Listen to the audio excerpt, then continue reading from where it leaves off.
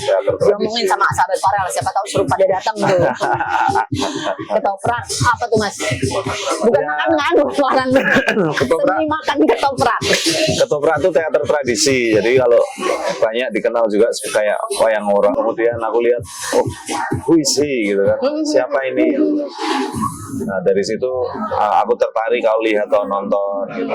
Terus beberapa kali lagi 2 sampai 3 kali di bar yang lain atau di tempat live music yang lain, kok dia lagi. Dan yang menarik di balik sosok Farel ini ada seseorang yang gede besar, super macho, gitu, yang selalu nge-backup Farel. Gitu. Siapa? Menurutku menjadi penting sekali manusia atau makhluk itu kan berkumpulnya kan hanya karena 2 alasan. Yang pertama karena punya musuh yang sama atau punya tujuan yang sama.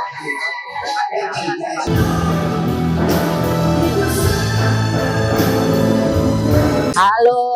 Halo. Mas Risang. Siap. Ya, gimana kabarnya? Baik. Kegiatannya apa sekarang ini? Sekarang ya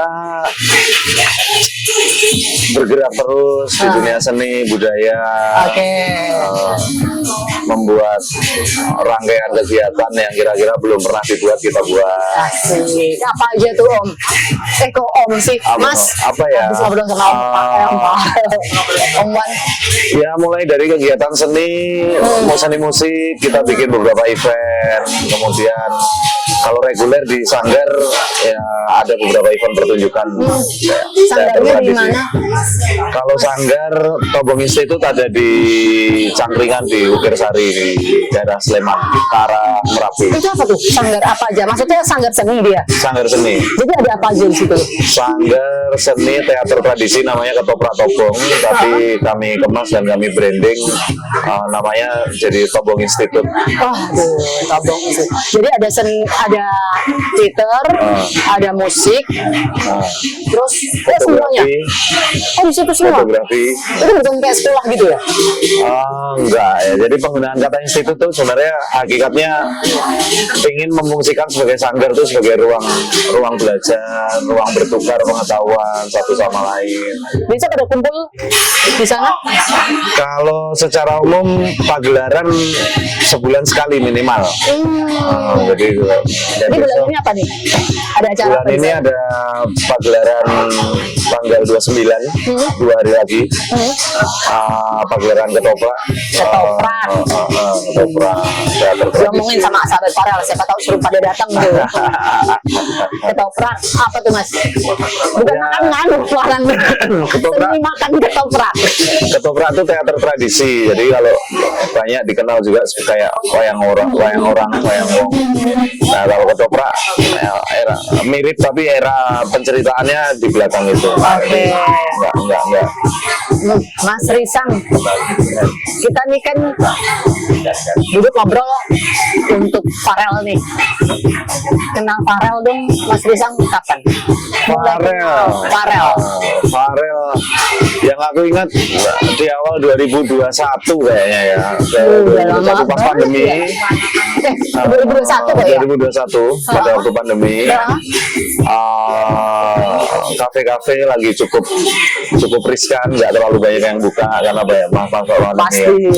Nah, tapi ada beberapa kafe yang udah mulai buka dengan live musiknya. Nah, berarti 2021 pas selesai pandemi mau berakhir lah kurang lebih. Itu kenal Farel pertama. Jadi di satu kafe band live music, Farel main di situ.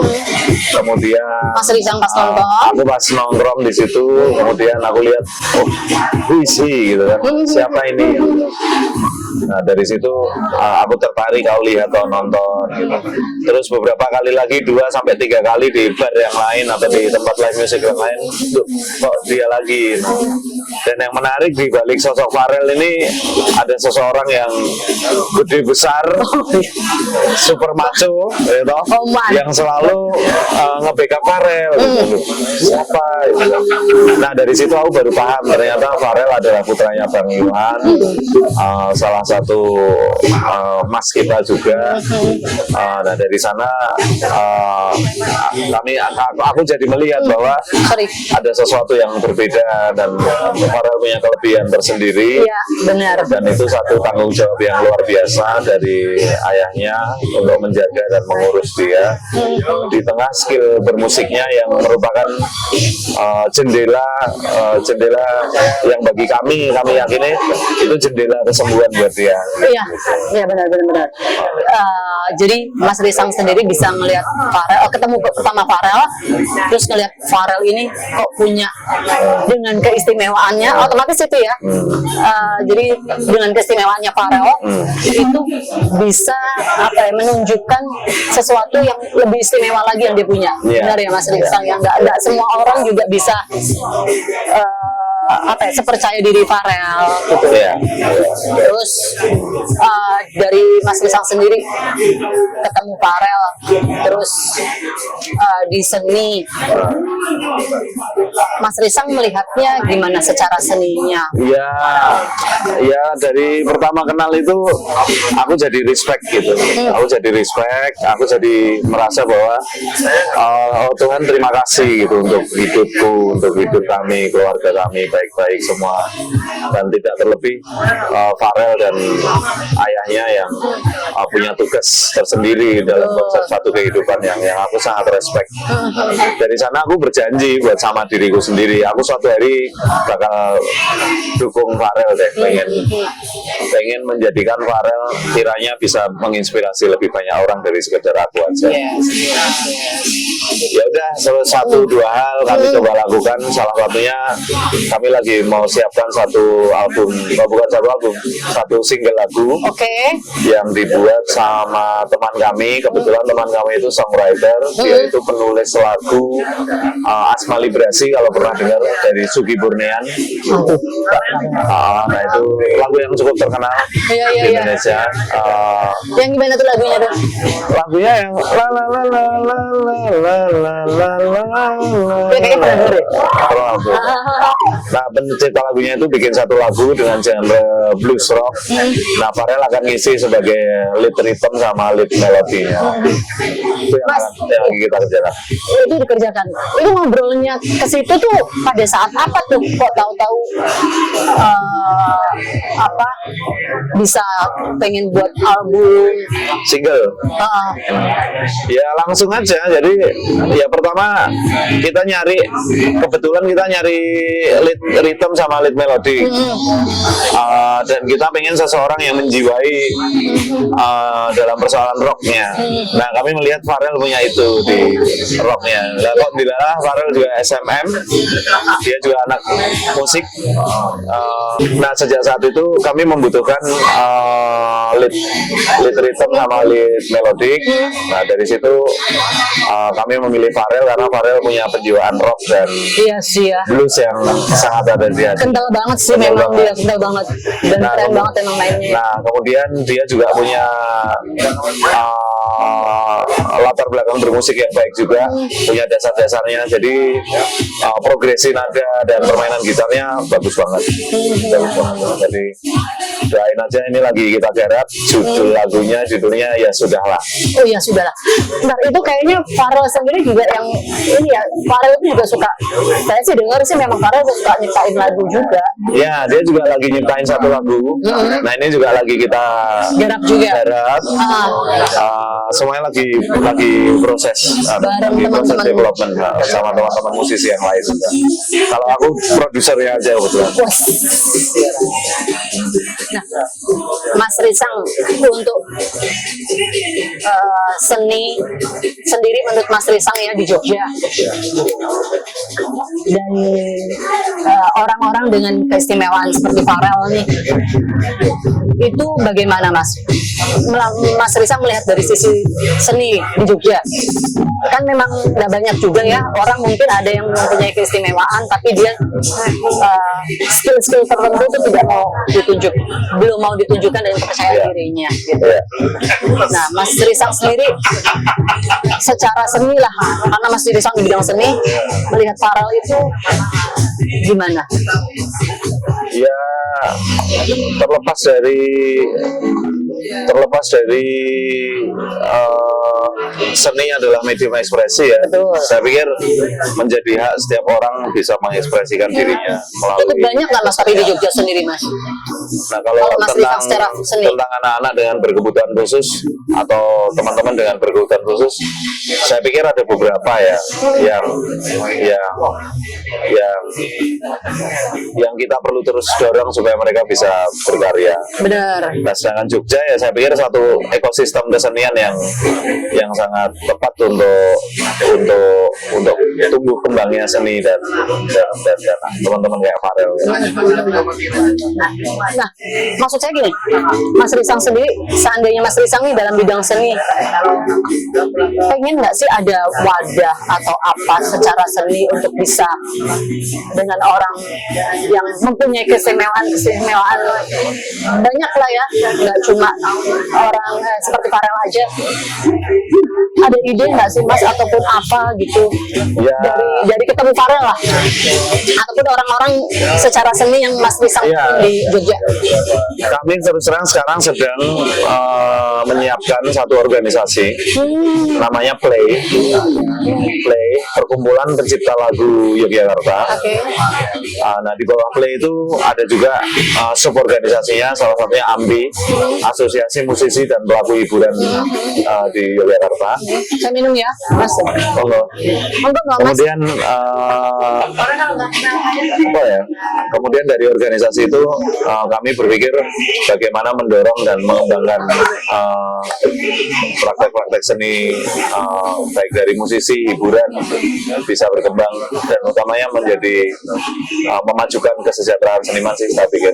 Jadi bagaimana organisasi itu dan Jogja adalah rumah bagi tumbuh kembangnya seni di Indonesia saya pikir. Nah, kami lagi nyiapin organisasi itu di mana di dalamnya ada Farel di sana. Kalau Oke. nanti dia Sama Awan juga ya? Sama Om Iwan juga dengan lain gitu. Itu memang terinspirasi dari ketemuan itu atau memang sebelumnya? Sebenarnya itu Udah. tersatukan ya, energi-energi itu tersatukan. Iya sih, pasti ya. Jadi bagaimana kita Jawa tuh gadok gitu. ilmunya 3G, 3G, kuda gede gado. Oh, betul. Kuda gede gado. Jadi tahu-tahu ini kok ya punya pemikiran gitu, akhirnya ketemuan Farel gitu. Iya ya, menurutku Alam menjadi semesta akhirnya menyatukan. menjadi penting sekali manusia atau makhluk itu kan berkumpulnya kan hanya karena dua alasan. Yang pertama karena punya musuh yang sama atau punya tujuan yang sama. Nah, dari dua hal itu kan sebenarnya kita semuanya pengen bergerak dan memiliki energi yang saling menguntungkan satu sama lain. Nah, dari kekuatan energi pribadi itu akhirnya kita ketemu di satu jalan yang kayaknya kesini nih kita bakal. Ya udah kita coba jalan. Oke. Nah, dari seni, melihat dari sisi seni nih, Mas Risang melihat cara bermainnya Farel untuk gitarnya gimana? Ya, Farel masih punya banyak waktu ya untuk terus berkembang, dan yang lebih penting sekarang adalah menjadi penting bagi saya adalah mendorong dia untuk mencipta lagu. Itu ya. Kenapa tuh Mas? Maksudnya Ya, karena skillnya udah ada, tapi belum itu apa gimana? ya kalau mau jadi seniman reguleran istilahnya dalam tanda kutip, itu kan pandai memainkan lagu banyak orang. Oke. Tapi mereka pada akhirnya saking pandainya mereka tidak punya karakter akan musiknya sendiri. Makanya di organisasi yang kami bangun juga menjadi penting kita mendorong setiap orang untuk mencipta lagunya sendiri. Jadi Nah, kemarin kami ada satu event namanya Bring In Jamming Session di JNM. oh iya.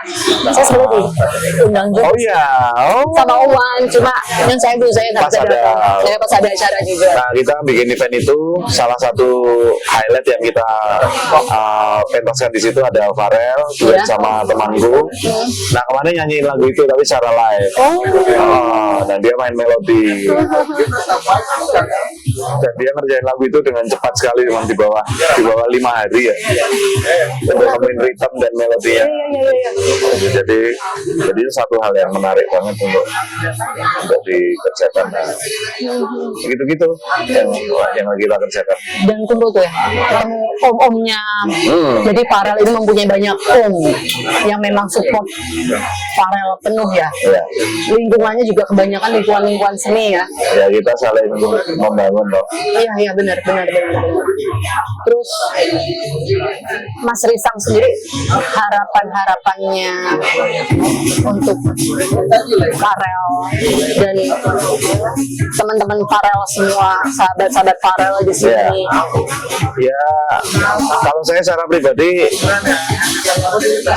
pribadi mengenal Farel secara pribadi juga. Pertama saya kagum. Jadi bagaimana dia dengan segala kelebihannya, dia mampu menjawab itu semua dan lebih gilanya dia menginspirasi saya. Itu ya Om ya. Jadi saya merasa terinspirasi dengan apa yang dia lakukan dan harapan saya ya satu dia terus berkembang jauh lebih baik lagi, baik secara kesehatan maupun bermusiknya juga berkembang. Dan yang saya pengen sekali dia harus segera terus berkarya membuat lagu. Karena itu menjadi penting, penciptaan lagu itu menjadi penting untuk perkembangan musik juga buat dia dan buat kita semua. Iya. Ada cerita unik nggak Mas Risang selama kenal Farel? Iya. Ataupun curhatlah Farel. Ya itu lebih dari sekedar unik ya, melihat dialektika Farel dengan ayahnya yang berjibaku dan mendorong dia, itu kan lebih dari sekedar unik. Itu satu anugerah yang luar biasa yang jadi pelajaran buat saya.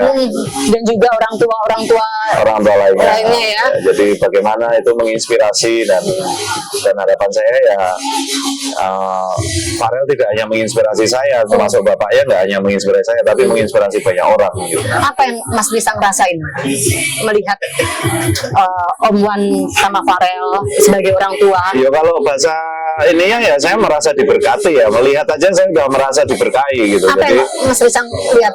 Ya diberkahi itu udah sesuatu yang menjawab semuanya. Ya, jadi saya melihat aja diberkahi gitu. Bayangkan kalau dialektika, kan mungkin aku akan minta temanku untuk bikin lagu tentang hubungannya Farel sama bapaknya. Asik, ya. Jadi dialektika, jadi bagaimana itu menginspirasi aku tuh, harapanku itu menginspirasi banyak orang gitu aja. Ada enggak curhat apa misalnya sama Mas Risang nih ketika duduk ngobrol secara seni, Mas begini kek, atau manggilnya Om deh, Om gini Om ya, ininya gimana ataupun apa? Oh iya, dia pada saat kita develop lagu seperti layaknya seniman lain, dia antusias dan begini begitu enggak. Nah terus karena saya juga produser ya, jadi saya harus tahu bagaimana cara menghandle Farel juga. Jadi ketika dia terlalu antusias, kita rem sedikit. Nah kayak kemarin ketika ngobrol dengan seniman lainnya tuh, dia menyimak obrolan ngomong abang-abangan nanti ketemu musisi-musisi semua, dia nyimak ikut ngobrol gitu. Terus ketika bahas lagu tertentu gitu, dia ya nggak gitu. Dan sama selera musiknya Farel tuh range-nya tuh luas sekali gitu. Karena mungkin terlalu lama diajak nongkrong sama bapak ya, mungkin range-nya luas banget. Iya, Farel sendiri kan memang sekarang ini sibuknya juga ya. Jadi kita sendiri kan sebagai om dan tantenya nih Farel gitu tuh, saya juga sebagai orang tua kan melihat Farel juga belakangnya juga keluarganya hebat. Pesan-pesan untuk teman-teman Farel, orang tua. Ya, saya pikir